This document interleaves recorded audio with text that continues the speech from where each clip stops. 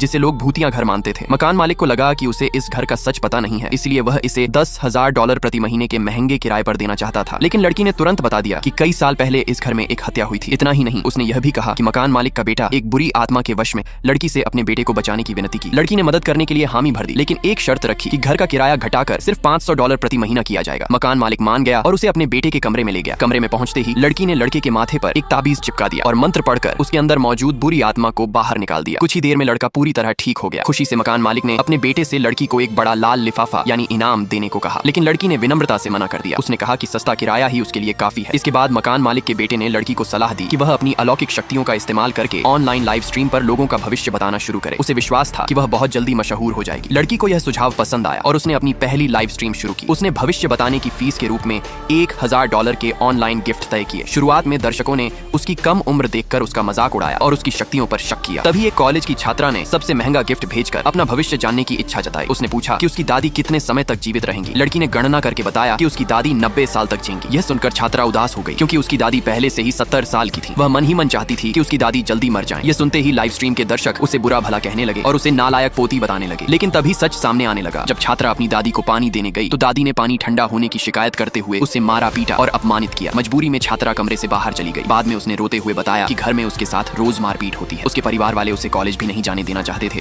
और बहाना बनाते थे कि उसे अपनी दादी की सेवा करनी चाहिए। लड़की ने उसकी किस्मत और चेहरे को देखकर कहा कि उसकी पहचान उसके परिवार से मेल नहीं खाती। उसने बताया कि वह उस परिवार की असली बेटी नहीं है। यह सुनकर छात्रा ने अपनी दादी से सच्चाई पूछी। दबाव पड़ने पर दादी ने कबूल कर लिया कि कई साल पहले उन्होंने उसे अस्पताल से चुराया था। इतने में उसके गोद लेने वाले माता पिता कमरे में आ गए। उन्होंने गुस्से में उसका फोन जमीन पर पटक दिया और लाइव स्ट्रीम अचानक बंद हो गई। दर्शकों को चिंता होने लगी कि कहीं लड़की के साथ कुछ बुरा न हो जाए। अब सभी को यकीन होने लगा कि भविष्य बताने वाली लड़की सचमुच असाधारण शक्तियां रखती है। उसी समय अपनी 18 साल पहले खोई हुई बेटी की तलाश कर रहे एक अमीर दंपति ने भी लड़की से संपर्क किया। उन्होंने भी सबसे महंगा गिफ्ट भेजकर अपनी बेटी के बारे में पूछा। लड़की ने ध्यान लगाकर देखा और तुरंत समझ गई कि उनकी खोई हुई बेटी वही छात्रा है जिससे वह अभी अभी बात कर रही थी। पहले तो अमीर दंपति को लगा कि लड़की उन्हें धोखा दे रही है, लेकिन जब उसने उनकी बेटी के जन्म की तारीख, अस्पताल का नाम और वह पैतृक जेड का लॉकेट तक बता दिया जो उन्होंने जन्म के समय अपनी बेटी को पहनाया था और जो अब उस छात्रा के गोद लेने वाले परिवार के पास था, तब उन्हें पूरा विश्वास हो गया। वे बिना देर किए अपनी बेटी को वापस लाने के लिए उसके गोद लेने वाले परिवार के घर पहुंच गए। उस समय छात्रा पर उसके गोद लेने वाले माता पिता और दादी झूठा आरोप लगा रहे थे कि उसने भविष्य बताने के लिए घर से पैसे चुराए हैं, जबकि वह बार बार कह रही थी कि उसने वह पैसे कूड़ा बीनकर और मेहनत करके जुटाए थे। फिर भी वे उसे सजा देने ही वाले थे। ठीक उसी समय अमीर दंपति वहां पहुंच गए। उनके पहुंचते ही